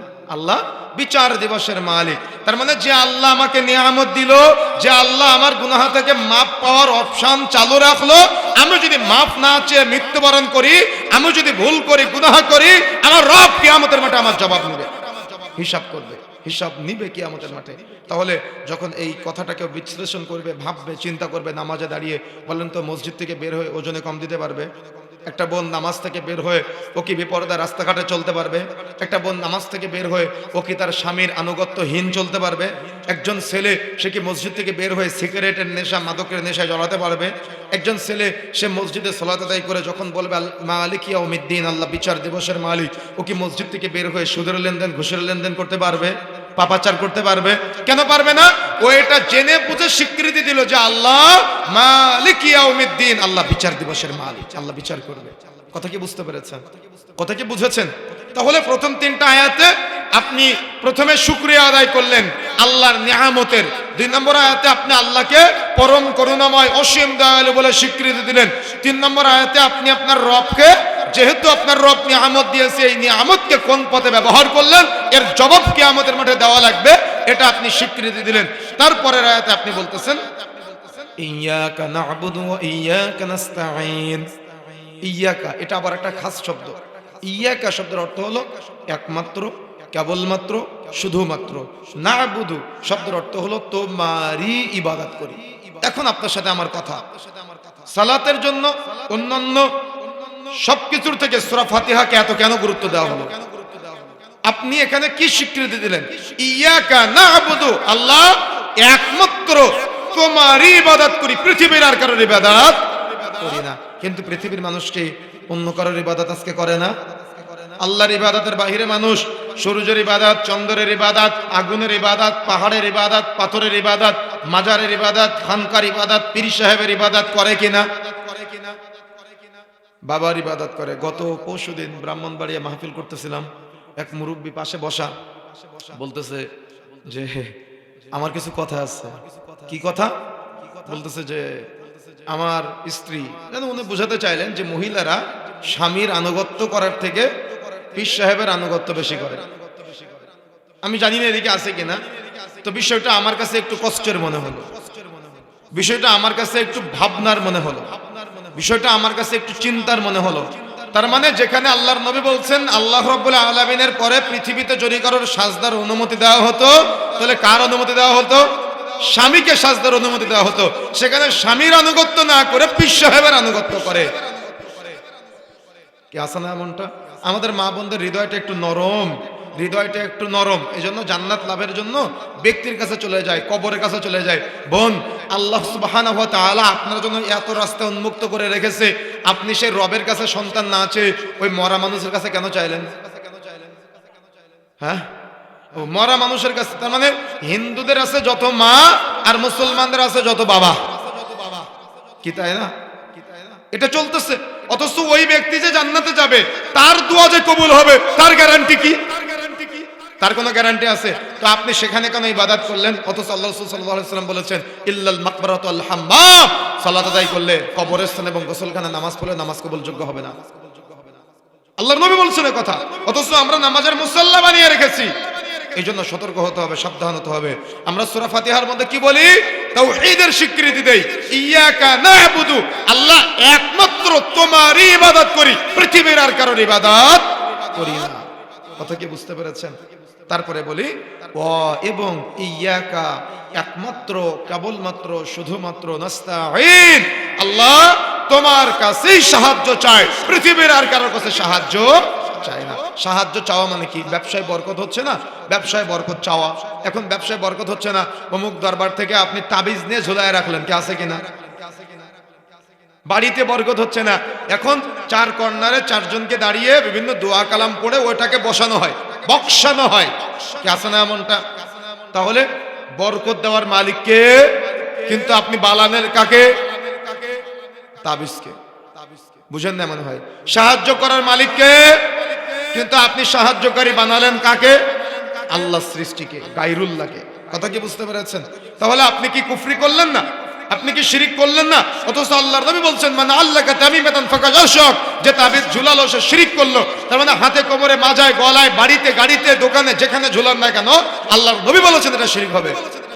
অথচ চলতেছে আমাদের সমাজে ওয়া ইয়াকা নাস্তাঈন, একমাত্র সাহায্য আল্লাহ তোমার কাছেই চাই মসজিদে বলে অনুবাদ না জানার কারণে মসজিদ থেকে বের হয়ে আরেকজনের কাছ থেকে তাবিজ কবজ নিয়ে দোকানে ঝুলায় রাখে, বাড়িতে ঝুলায় রাখে, হাতে কোমরে মাজায় ঝুলায় রাখে। কি চলতেছে না? তাহলে একই দিকে ইবাদতও চলতেছে, আবার অন্যদিকে শিরকও চলতেছে। ইবাদত কি রবের দরবারে পৌঁছাবে? তাহলে সূরা ফাতিহার মধ্যে আপনি যে স্বীকৃতি দিলেন ইয়াকা না'বুদু ওয়া ইয়াকা নাস্তাঈন, এটা জেনে বুঝে স্বীকৃতি দিতে হবে এবং এটা বাস্তবায়ন করতে হবে। আল্লাহ একমাত্র তোমার ইবাদত করি, পৃথিবীর আর কারোর ইবাদত করি না। একমাত্র তোমার কাছেই সাহায্য চাই, পৃথিবীর আর কোন সৃষ্টির কাছে সাহায্য চাই না। তার মানে সাহায্য করার মালিককে আপনি করেন কার কাছে? চান কার কাছে? আল্লাহ সৃষ্টির কাছে। কেন? আপনার এলাকার যত বড়ই বাবা হোক না কেন, বলেন তো আল্লাহর নবীর কবরের কাছে সাহায্য চাইলেও কি সাহায্য পাওয়া যাবে? আল্লাহর নবী কি স্রষ্টা না সৃষ্টি? সৃষ্টি। আমরা পৃথিবীতে দুনিয়াতে পিতামাতা সন্তান সন্তানাদি যা কিছু আছে সবকিছুর চাইতে আল্লাহর নবীকে বেশি ভালোবাসি, কিন্তু আল্লাহর নবীর কাছে চাইলেও পাওয়া যাবে এটা আমরা বিশ্বাস করি না। চাইতে হবে কার কাছে? আল্লাহর কাছে, এক আল্লাহর কাছে, পৃথিবীর আর কারোর কাছে না। সুতরাং দেওয়ার মালিককে আল্লাহর নবী চাইছে কার কাছে? তো আপনি যার কাছে চান ও কার কাছে চাইবেন? তো আপনার আল্লাহ কি বলেছে যে আল্লাহর কাছে সরাসরি চাইলে পাওয়া যায় না, মিডিয়ার দরকার হয়? আল্লাহর কাছে দান করলে সরাসরি পৌঁছায় না, মিডিয়ার দরকার হয়? তাহলে আপনি আমি কেন মিডিয়া ধরলাম? আপনি আমি কেন মাধ্যম তৈরি করলাম? আমি আপনাকে শিরিক করলাম না? বোন আমি আপনাকে কুফরি করলাম না? মনে রাখার চেষ্টা করবেন। একজন কবিরাজ এসে বলতেছে এই পুকুরের পানি খেলে সুস্থ হয়ে যায়। কি এমন ঘটনা আছে না বহু সমাজে? এখন ওই পুকুরের পানি তো শেষ, পুকুরের নিচের কাদাও শেষ। আচ্ছা আমি তো এদের নিয়ে একটু ভাবি, যখন দাজ্জাল এসে 50 বছর আগে মারা যাওয়া দাদিকে কবর থেকে উঠায় রুহু দিয়ে বলবে কথা বলো, ওর দাদি তোর সাথে কথা বলবে, তখন ও দাজ্জালকে রব মানবে না? ওর নিজের সামনে আরেকজনকে করাত দিয়ে কেটে দ্বিখণ্ডিত করে আবার তাকে রুহু দিয়ে দিবে, ওকে দাজ্জালকে আল্লাহ বলে মানবে না? তো দাজ্জালের অনুসারী হওয়া যাবে? দাজ্জালের অনুসরণ করা যাবে? তো অনুসরণ করা যাবে না এটা বুঝে তো আরেকজন ব্যক্তি তাকলিদ করেন কেন, মুকাল্লিদ হন কেন? কথা কি বুঝতে পেরেছেন? সুতরাং চিন্তাশীল হতে হবে, ইবাদত হতে হবে একমাত্র আল্লাহর জন্য, কুরবানি হতে হবে একমাত্র আল্লাহর জন্য। আপনার সন্তান অসুস্থ, এখন আপনি বলতেছেন আল্লাহ তুমি যদি আমার সন্তানকে সুস্থ করে দাও অমুক বাবার দরবারে একটা গরু দিব, তো আল্লাহর সাথে কি চুক্তি করলেন আপনি যে তুমি যদি আমাকে দাও আমি অমুক বাবার দরবারে দিব? আমার কথা বুঝেন না মনে হয়? তাহলে কুরবানিটা কার উদ্দেশ্য হলো, কার দরবারে হলো? তো বলা দরকার কি ছিল যে আল্লাহ তোমার সন্তুষ্টির জন্য ইয়াতিম মিসকিনকে আমি এটা খাওয়াই দিলাম, তুমি আমাকে এটা দিও। কি এটা বলা দরকার ছিল না? আমরা কি বললাম উল্টাটা, যেটা ইসলামে বলা না যায়। চলতেছে সমাজে। কেন? আমাদের জ্ঞান নাই, তাই সূরা ফাতিহার ইলম নাই। এই জন্য সূরা ফাতিহা থেকে আমাদের হুজুররা বঞ্চিত রাখে, যাতে করে মুসল্লিরা বুঝতে না পারে যে আল্লাহ কি বলেছেন। কথা কি বুঝতে পেরেছেন? যাতে করে জ্ঞান চর্চা না করে, ইলমের চর্চা না করে। এই জন্য ইলমের চর্চা করতে হবে, জ্ঞানের চর্চা করতে হবে। কোন ব্যক্তির উপরে জান্নাতকে ঠিকাদারি দিয়ে দিবেন না। কথা কি বুঝতে পেরেছেন? কোন হুজুরের কাছে জান্নাত ঠিকাদারি দিবেন না, কোন মুফতি সাহেবের কাছে জান্নাত ঠিকাদারি দিবেন না, কোন পীর সাহেবের কাছে জান্নাত ঠিকাদারি দিবেন না। আপনার জান্নাত আপনাকে ইবাদতের মাধ্যমে, আল্লাহর সন্তুষ্টির মাধ্যমে অর্জন করার চেষ্টা করতে হবে। কথা কি বুঝতে পেরেছেন? কেউ জান্নাতের ঠিকাদারি দিতে পারে না, কেউ জান্নাতের ঠিকাদারি দিতে পারে না। এজন্য আপনার জান্নাতের জন্য আপনাকে প্রচেষ্টা করতে হবে, আপনাকে বিবেক সম্পন্ন হতে হবে, আপনাকে জ্ঞানী হতে হবে। আমার কথা বুঝতে পেরেছেন? সুতরাং আর এই জ্ঞান সূরা ফাতিহার মধ্যে। কথা কি বুঝতে পেরেছেন? সূরা ফাতিহার আরেকটা নাম হলো আল ইলম, জ্ঞানের সূরা, প্রজ্ঞার সূরা, তাওহীদের সূরা। আর আমাদের সমাজের হুজুরেরা সূরা ফাতিহা থেকে আমাদের মুসলিমদের বঞ্চিত রাখে। কেন? এই জ্ঞান যাতে আহরণ করতে না পারে, এই জ্ঞান যাতে অর্জন করে সে শিরিক মুক্ত হতে না পারে, এজন্য সতর্ক হতে হবে। তাহলে আমরা কি বললাম? ইয়াকা না'বুদু ওয়া ইয়াকা নাস্তাঈন। আল্লাহ একমাত্র, কেবলমাত্র শুধু তোমারই ইবাদত করি এবং শুধু তোমার কাছেই সাহায্য চাই। মসজিদে যে আল্লাহ দিতে পারে, মসজিদের বাইরে আল্লাহর কাছে চাইতে পারবো না?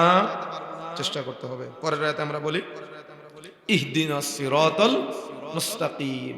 আল্লাহ তুমি আমাকে সিরাতে মুস্তাকিমের রাস্তা দেখাও। আল্লাহর নবী সাহাবায়ে কেরামকে সিরাতে মুস্তাকিমের রাস্তা দেখাচ্ছেন। একটা সরল রেখা টান দিলেন, টান দিয়ে ওটা ডান দিকে এবং বাম দিকে আল্লাহর নবী কয়েকটা রেখা টান দিলেন। রেখা টান দিয়ে মাঝখানে রেখে হাতটা রেখে বললেন ওয়া আন্না হাযা সিরাতে মুস্তাকিম। এটা হলো সিরাতে মুস্তাকিমের রাস্তা। ডান দিকে বাম দিকে যেগুলো দেখতে পাচ্ছ, এগুলোর দ্বার প্রান্তে অথবা শেষ প্রান্তে মানুষরূপী শয়তান দাঁড়িয়ে আছে, তারা তোমাদেরকে তাদের দিকে আহ্বান জানাচ্ছে। এর দুইটা ব্যাখ্যা। এক, মুসলিম অমুসলিম, অর্থাৎ আশপাশের দলগুলো হলো অমুসলিম। দুইটা আরেকটা ব্যাখ্যা উলামায়ে কেরাম করেছেন। আল্লাহর নবী বলেছেন যে বনি ইসরাঈলরা 72 দলে বিভক্ত ছিল, আমার উম্মত 73 দলে বিভক্ত হবে, এক দল জান্নাতে যাবে, বাকি 72 দল জাহান্নামে যাবে। উলামায়ে কেরাম ওই সাইডের দলগুলোকে বাকি 72 দল বলেছে, আর সিরাতে মুস্তাকিমকে একটা দল বলেছে। সুতরাং আপনাকে খুঁজে নিতে হবে কোনটা কোরআন সুন্নাহর দল। বিদায় হজ্জের ভাষণে আল্লাহর নবী বলেছিলেন, তারাকতু ফিকুম আমরাইন লান তাদিল্লু মা তামাসসাকতুম বিহিমা কিতাবাল্লাহি ওয়াস সুন্নাহ। আমি তোমাদের জন্য দুইটা কিতাব রেখে যাচ্ছি, তোমরা এই দুইটাকে শক্তভাবে আঁকড়ে ধরলে সফলতা অর্জন করবে। এমন শক্ত, মারির দাঁত দিয়ে শক্তভাবে আঁকড়ে ধরতে হবে, সেটা হলো কোরআন আর সুন্নাহ। এর বাইরে কিছু নাই মুসলমানদের। কথা কি বুঝতে পেরেছেন? এর বাইরে কিচ্ছু নাই। এর জন্য কোরআন সুন্নাহকে শক্তভাবে আঁকড়ে ধরতে হবে যদি সিরাতে মুস্তাকিম পেতে চান। সিরাতে মুস্তাকিম, সঠিক রাস্তা, জান্নাতের রাস্তা যদি পেতে চান, আল্লাহর নবীর রাস্তা যদি পেতে চান, তাহলে আপনাকে পবিত্র কোরআন ও সহিহ সুন্নাহর রাস্তায় চলার চেষ্টা করতে হবে। পারবো ইনশাআল্লাহ? বলেন পারবো ইনশাআল্লাহ? চেষ্টা করতে হবে। শেষের আয়াতে আমরা কি বলি? সিরাতাল্লাযীনা আনআমতা আলাইহিম গায়রিল মাগযুবি আলাইহিম ওয়ালাদ-দাল্লিন। আমরা কি বললাম? আমরা কি বললাম? আল্লাহর কাছে দোয়ার মাধ্যমে কি বললাম? আল্লাহ, তুমি আমাকে তাদের পথের পথিক বানাও, অনুসারী বানাও, অনুগত বানাও, সঙ্গী সাথী বানাও, যারা সফলতা অর্জন করেছে, মানে যারা জান্নাতের পথের পথিক হয়েছে, যারা দুনিয়াতে সফলতা অর্জন করেছে, আখিরাতে সফলতা অর্জনের মাধ্যমে, পারিভাষিক অর্থ। এবং আল্লাহ, তুমি আমার তাদের দলভুক্ত করিও না, তাদের অনুসারী বানায়ও না যারা পথভ্রষ্ট, যারা জাহান্নামী, যারা সিরাতে মুস্তাকিম পায়নি। আল্লাহ, আমি তাদের দলভুক্ত হতে চাই না। আল্লাহ, আমি তাদের অনুসারী হতে চাই না। এখন আপনি এটা বললেন কিন্তু জ্ঞান অর্জন করলেন না, তাহলে হবে? এজন্য আল্লাহর কাছে চাইতে হবে। কি চাইতে হবে? আল্লাহর নবী শিক্ষা দিয়েছেন, আল্লাহর নবীর শিক্ষা দিয়েছেন। আল্লাহর কাছে বলবেন, আল্লাহুম্মা ইন্নী আসআলুকা ইলমান নাফিআ। আল্লাহ, তুমি আমাকে উপকারী জ্ঞান দান করো। ওয়া আমালান মুতাকাব্বালা। ওই জ্ঞানের আলোকে আল্লাহ আমি এমন আমল করতে চাই যে আমল কবুলযোগ্য। আল্লাহ, তুমি আমার আমলকে কবুলযোগ্য হিসেবে কবুল করো। ওয়া রিজকান তাইয়্যিবা। আল্লাহ, আমি এমন রিজিক চাচ্ছি যে রিজিকটা হবে তাইয়্যিবা, যে রিজিকটা হবে কবুল, যে রিজিকটা বাতিল হয়ে যাবে না, যে রিজিকটা হবে হালাল। কি যদি আপনি আল্লাহর কাছে এটা চাইতে পারেন, তো আপনি কি বুঝলেন? যে তার মানে ইবাদত করবে কিন্তু ইবাদত বাতিল হতে পারে। কথা কি বুঝতে পেরেছেন? ইবাদত আপনি করবেন কিন্তু ইবাদতটা রবের দরবারে না পৌঁছতে পারে। আপনার আমার আশেপাশে বহু সঙ্গী সাথী আছে, তারা পথভ্রষ্ট, তাদের অনুসারী, তাদের সাথে চলা যাবে না। যারা জান্নাতের পথে চলে, যারা সিরাতে মুস্তাকিমের পথে চলে, যারা কোরআন সুন্নাহর পথে চলে, আপনাকে তাদেরকে খুঁজে বের করে তাদের সাথে যেতে হবে, তাদের সাথে চলতে হবে, খুঁজে বের করতে হবে। আল্লাহ জ্ঞান আপনাকে দিয়েছে। কথা বুঝেছেন? যখন রাস্তা দিয়ে যান, সামনে দিয়ে ট্রাক আসতেছে, আপনি কোন দিক দিয়ে যাবেন? সাইডে সরে যাবেন না? তাহলে যখন আপনি কোনো একটা ভুল, কোনো একটা গুনাহ, কোনো একটা অন্যায় বুঝতে পারবেন, তখন কি আপনি ওই পথে হাঁটবেন না সাইডে সরে যাবেন? কেন সরে যান? আপনার জ্ঞান আছে তাই। কেন সরে যান? আপনার বিবেক আছে তাই।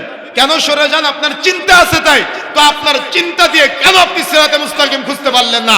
কেন আপনি কোরআন সুন্নাহর কাছে আসতে পারলেন না? দেখেন, এই কোরআনটা হলো ফুরকান। যখন আপনি সঠিক দিশা খুঁজে পাবেন না, তখন কোরআনকে গ্রহণ করবেন ফুরকান হিসেবে। একজন বলতে পারবেন ফুরকান শব্দের অর্থ কি?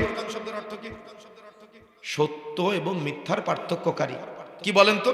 তাহলে যখন আপনি সত্য এবং মিথ্যা নির্ণয় করতে পারবেন না, তখন কার কাছে ফিরে আসতে হবে? কথা বলেন না কেন? কার কাছে? কোরআনের নাম হলো নূর, আলো। ঘুটঘুটে অন্ধকারের রাত সুবহে সাদিকের মাধ্যমে গোটা পৃথিবী আলোয় আলোকিত হয় না? তো অন্ধকারাচ্ছন্ন সমাজ, শিরকে নিমজ্জিত সমাজ, বিদআতে নিমজ্জিত সমাজ, পাপাচারে অধিষ্ঠ সমাজকে আলোয় আলোকিত করার জন্য কোরআনের নূরের দরকার আছে না নাই? দরকার আছে, কিন্তু আমরা গ্রহণ করতে পারি নাই। কোরআনটা হলো বুরহান, জান্নাতের দলিল। কি বলেন তো? দলিল। কিন্তু আমরা দলিলকে কতটুকু গ্রহণ করতে পারলাম? দলিলকে কতটুকু গ্রহণ করতে পারলাম? আমাদের বোনেরা কতটুকু গ্রহণ করতে পেরেছে? পারে নাই। কোরআনকে ফুরকান হিসেবে, বুরহান হিসেবে, নূর হিসেবে, হুদা, পথ প্রদর্শক হিসেবে আমরা গ্রহণ করতে পারি নাই। আর কোরআনের ব্যাখ্যা হলো সুন্নাহ, হাদিস। রাসূল সাল্লাল্লাহু আলাইহি সাল্লাম যেভাবে ব্যাখ্যা করেছেন, যেভাবে পথ দেখিয়েছেন, ওই পথে চলা। অতিরিক্ত আমলের নাম অতিরিক্ত নেকি, কথা ভুল। আল্লাহর নবী যে পদ্ধতি দেখিয়েছেন, ওই পদ্ধতি যদি অল্প হয়, সেখানে অতিরিক্ত নেকি, এটাই চূড়ান্ত। জুমার দিন জোহরের নামাজ কয় রাকাত? আমি যদি 4 রাকাত পড়ি, আমি আমল বেশি করলাম না কম করলাম? এটা দেখতে ভালো না খারাপ? দেখতে আমি আমল বেশি করলাম, ভালো, বেশি করলাম, ভালো করলাম না? তো আল্লাহর নবী তো এটা করে নাই, আপনি করতেছেন, এটা আপনার জন্য করা জায়েজ হবে। কিন্তু আমি যে বেশি আমল করলাম, আমি যে ভালো আমল করলাম, টিকবে না। কেন টিকবে না? আল্লাহর নবী বলেছে ওই পদ্ধতি 2 রাকাত, ওখানে আমার জন্য সুন্নাহ, 2 রাকাত খুতবার জন্য মাফ। সুতরাং জোহরের নামাজ ওই দিন আমার কয় রাকাত? জুমা হিসেবে 2 রাকাত পড়তে হবে, আল্লাহর নবী শিখিয়েছে। আমি যদি এখানে বেশি 4 রাকাত পড়ি তাহলে আমি কি নেকি বেশি পাবো? কথা কি বুঝেন নাই? নেকি আমি বেশি পাবো না। যতটুকু আছে ততটুকুর উপরে আমল করলে আমার নেকি বেশি। আমি সুন্নতের উপরে বেশি আনুগত্য প্রকাশ করলাম। এই জন্য আমাকে আপনাকে আনুগত্য প্রকাশের ক্ষেত্রে সুন্নতকে বেশি গুরুত্ব দিতে হবে। যখনই কোনো আমল করবেন, একটা নীতি আপনাদের দিয়ে যায়, যখনই আমল করবেন, আমলটা ছোট হোক আর আমলটা বড় হোক, প্রথমে খুঁজবেন সুন্নত কিনা, জায়েজ পরে। কথা বুঝেন না মনে হয়? জায়েজ কখন খুঁজবেন? জায়েজ পরে। আগে খুঁজতে হবে কি বলেন তো? সুন্নত কিনা। যদি সুন্নত পেয়ে যান, কোথায় কি জায়েজ আছে, কে জায়েজ করলো, কে জায়েজ করে না, ওটা দেখার দরকার নাই আমার। আমাদের ওলামায়ে কেরাম আমাদের সুন্নতের দাওয়াতকে ফিতনা বলেন। আমরা জায়েজটাকে পরে দেখি, প্রাধান্য পরে দেই, আগে সুন্নতকে গুরুত্ব দেই। কথা কি বুঝতে পেরেছেন? আর আপনি যখনই সুন্নতকে গুরুত্ব দিবেন, সে আপনি যে আলেমই হোক না কেন, আপনাকে সমাজের মানুষ ফিতনাবাজ বলবে। কেন? তারা সুন্নতকে মানতে পারে না। সুন্নত অল্প হোক কিন্তু আমলটা রাসূলের পদ্ধতিতে হোক। কথা কি বুঝতে পেরেছেন? আপনার আমল যে বিশাল করতে হবে এমনটা না, আপনার নামাজ যে অনেক বেশি পড়তে হবে এমনটা না। আপনি অল্প আমল করেন, এই অল্প আমল নাজাতের জন্য হয়ে যাবে ইনশাআল্লাহ। এক বেদিন এসে আল্লাহ রাসূলকে বলতেছে, আল্লাহ রাসূল আমাকে জান্নাতের পথ দেখান। আল্লাহ রাসূল বললেন, ফরজ সালাত আদায় করবে, ফরজ সিয়াম পালন করবে, সমর্থলে হজ করবে, সমর্থলে যাকাত আদায় করবে। ওই বেচারা যখন চলে যাচ্ছে, যাওয়ার সময় বলতেছে, আল্লাহে, আল্লাহর কসম আল্লাহ রাসূল আপনি যতটুকু বলেছেন এর বেশিও করব না, কমও করব না। তার মানে আল্লাহ রাসূল যতটুকু বলেছেন ততটুকু করবে। যখন ওর জীবনে হজ ফরজ হবে তখন ও হজ করবে, যখন যাকাত ফরজ হবে তখন যাকাত দিবে, বছরে 1 মাস সিয়াম পালন করবে, আর শুধু ফরজ নামাজগুলো আদায় করবে। অথচ আল্লাহ রাসূল সাহাবায়ে কেরামকে বলছেন, সাহাবায়ে কেরাম তোমরা কি কোনো জান্নাতি ব্যক্তিকে দেখতে চাও?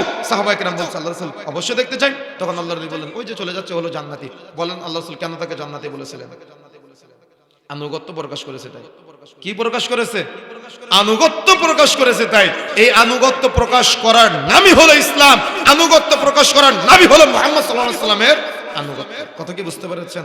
এই জন্য পৃথিবীতে, দুনিয়াতে পিতামাতা, সন্তান, সন্তানাদি যা কিছু আছে সবকিছুর চাইতে আল্লাহর নবীকে বেশি ভালোবাসতে হবে। এই ভালোবাসাটা সন্তানকে শিক্ষা দিতে হবে, তাহলে সমাজে বিভ্রান্তি আসবে না। কিন্তু আপনার ছেলেকে আমি দেখেছি সিনেমা দেখাতে, আমি দেখেছি গান শোনাতে, আমি দেখেছি নাটক দেখাতে, আমি দেখেছি বাবা ছেলে একসাথে বসে বসে সিগারেট খায়, মাদক দ্রব্য সেবন করে, সিনেমা দেখে, কিন্তু কোনোদিন দেখলাম না বাবা ছেলে একসাথে বসে সিরাত রাসূলের চর্চা করতে, নবীর জীবনী চর্চা করতে। তো ওই সন্তান নবীর জীবনী শিখবে কিভাবে? যতটুকু বাইজিদ বোস্তামির জীবনে শেখানো হয় তার 1% আল্লাহর নবীর জীবনে শেখানো হয় না। কি তাই না? কি আমি ভুল বলেছি? এগুলা চলতেছে সমাজে। অথচ আল্লাহর নবীর ইতিহাস, তার যৌবনকাল, তার শৈশবকাল, তার সার্বিক জীবন, তার ইবাদত বন্দেগী, দুনিয়াবী জীবন সবকিছু একটা মুসলিম যুবকের ছোট্ট বাল্য অবস্থা থেকে জানা দরকার। ও জানে না বিধায় ওর আইডল মানে খেলোয়াড়কে, গায়ককে, নায়ককে, নায়িকাকে, দুনিয়ার যে কোনো এস্টাবলিশড ব্যক্তিকে। কেন? আল্লাহর নবীকে চিনে নাই তাই। ও আল্লাহর নবীকে এস্টাবলিশড মনে করতে পারে নাই, ব্যর্থ হয়েছে। এই জন্য আমাকে আপনাকে সিরাতে মুস্তাকিম আল্লাহর কাছে চাইতে হবে। যত বেশি আমরা চাইতে পারবো তত আমাদের পথ উন্মুক্ত হবে। আমি চাইলাম না, আমি পথ পাবো কিভাবে? আমাকে জ্ঞান অর্জন করতে হবে না? দুনিয়ার 1 কাঠা জমি কেনার জন্য দাগ নম্বর, খতিয়ান নম্বর, পরচা নম্বর, কোথায় কি আছে সব খুঁজে বের করেন। তো যাকে সব থেকে ছোট জান্নাত দেওয়া হবে, তার জান্নাত হবে গোটা পৃথিবীর মতো 10টা পৃথিবী একসাথে বলে যত বলা হয়, এত বড় জান্নাত দেওয়া হবে। আপনি এত বড় জান্নাত নেবেন, তার জন্য দলিল লাগবে না? যাচাই বাছাই করতে হবে না? কেন করলেন না? কেন আপনি করলেন না? এই জন্য যাচাই বাছাই করে যারা সিরাতে মুস্তাকিমের রাস্তায় আছে, যারা জান্নাতের রাস্তায় আছে, কল্যাণের রাস্তায় আছে, আল্লাহর কাছে চাইতে হবে, প্লাস নিজে চেষ্টা করতে হবে। কথা কি বুঝতে পেরেছেন? সুতরাং আল্লাহর কাছে চাওয়ার পাশাপাশি নিজে চেষ্টা করতে হবে। এই সকল দোয়া করার পরে আপনি বলতেছেন আমিন, আল্লাহ তুমি কবুল করো। আর আল্লাহর নবী বলছেন, ইযা আমানাল ইমাম ফাআমিনু ফাইন্নাহু মান ওয়াফাকা তামিনু তামিনাল মালাইকাতি গুফিরা লাহু মা তাকাদ্দামা মিন যামবি। যে ব্যক্তি আমিন বলে আর ফেরেশতারা আমিন বলে আর উভয়ের আমিন বলে এক হয়ে যায়, তার পিছনে সমস্ত গুনাহ থেকে তাকে মাফ করে দেওয়া হয়। এখন আমি এটা সুন্নতের দাওয়াত দিলাম, আপনাকে আমিন বলতে বললাম। সাহাবায়ে কেরাম যখন আমিন বলতেন তখন মসজিদের ভেতরে গুম গুম আওয়াজ হতো। এখন এটাকে ফিতনা ছড়ালাম। সুন্নতের কথা তো বললাম, খুলে দেখেন সহিহ বুখারী পর্ব 10 অধ্যায় 111 হাদিস নম্বর 112 আল্লাহর নবী বলেছেন। তাহলে আপনি বিষয়টাকে মূল্যায়ন করতে নাই পারে, সেটা আপনার ব্যক্তিগত ব্যাপার, কিন্তু আপনি হাদিসের বিরোধিতা করেন কেন? আপনি সুন্নতের বিরোধিতা করেন কেন? আল্লাহর নবীর কথার বাহিরে কেন আপনি অন্যটাকে প্রায়োরিটি দেন? আমার প্রশ্ন আপনার কাছে এটা। এই জন্য চেষ্টা করতে হবে আমল করার জন্য। যদি আমি না জানি চুপ থাকতে হবে। কথা কি বুঝতে পেরেছেন? যত কথা কম বলবেন তত কল্যাণ। আর যদি কথা বলেন জ্ঞানী হয়ে জেনে বুঝে কথা বলতে হবে, যাতে করে কথার মাধ্যমে কিছু কথা আপনাদের বোঝানোর চেষ্টা করেছি, জানি না কতটুকু পেরেছি। আল্লাহ সুবহানাহু ওয়া তাআলা আমি সহ আমাদের সবাইকে আমলে বাস্তবায়ন করার তৌফিক দান করুন, বলেন আমিন। আল্লাহ রাব্বুল আলামিন তাওহীদের উপরে প্রতিষ্ঠিত থেকে মৃত্যুর আগ পর্যন্ত সুন্নত এবং তাওহীদের উপরে দৃঢ় থাকার আমাদের তৌফিক দান করুন, বলেন আমিন। আল্লাহ রাব্বুল আলামিন আমাদের এই মহল্লায় যারা মৃত্যুবরণ করেছে তাদের সবাইকে জান্নাত দান করুন, বলেন আমিন। যারা আজকের এই মাহফিলের আয়োজন করেছে আল্লাহ রাব্বুল আলামিন তাদের আয়োজনকে কবুল করুন। যারা এই মহল্লায় অসুস্থ আছে আল্লাহ রাব্বুল আলামিন তাদের সবাইকে শিফায়ে কামেলা আজেলা দান করুন। যারা ব্যবসায়ী আছে তাদের ব্যবসায় বারাকা দান করুন। যারা এই মহল্লায় এখনো পর্যন্ত দিন বুঝে দিন জেনে দিন মানতে পারে নাই তাদের দিন জেনে দিন বুঝে দিন মানার তৌফিক দান করুন, বলেন আমিন। এই আশা, এই দাবি, এই দাওয়া ব্যক্ত রেখে সংক্ষিপ্ত সময়ের বক্তব্য আমরা এখানে সমাপ্ত করছি। সবাই আমার সাথে সাথে বলেন সুবহানাকা আল্লাহুম্মা ওয়া বিহামদিকা আশহাদু আল্লা ইলাহা ইল্লা আনতা আস্তাগফিরুকা ওয়া আতুবু ইলাইক। তাওহীদের উপরে কথা বলেছি। আল্লাহর সন্তুষ্টির জন্য আপনাদের ভাইয়েরা কিছু আপ্যায়নের ব্যবস্থা করেছে। আমরা চুপচাপ থেকে আপ্যায়নটা গ্রহণ করার চেষ্টা করব। আমরা বিশৃঙ্খলা করব না, হই হল্লোলা করব না। আমরা আপ্যায়নটা শান্তিপূর্ণভাবে গ্রহণ করার চেষ্টা করব ইনশাআল্লাহ। আসসালামু আলাইকুম ওয়া রাহমাতুল্লাহ।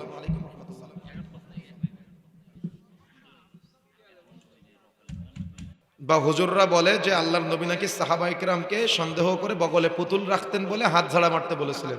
এটা আল্লাহর নবীর সাথে মিথ্যাচার, এটা সাহাবায়ে কেরামের সাথে মিথ্যাচার। বরং রফউল ইয়াদাইন সম্পর্কে বুখারী, মুসলিম, আবু দাউদ, নাসাই, তিরমিজি, ইবনে মাজাহ সহ প্রায় 4 শতাধিক হাদিস পাওয়া যায়।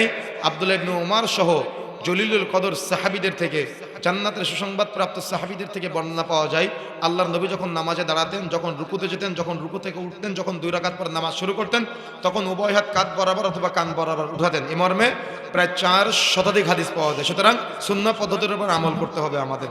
আল্লাহ রাব্বুল আলামিন যারা আল্লাহর নবী সম্পর্কে মিথ্যাচার করে তাদের হেদায়েত দান করুন, বলেন আমিন। আসসালামু আলাইকুম ওয়া রাহমাতুল্লাহি ওয়া বারাকাতুহু।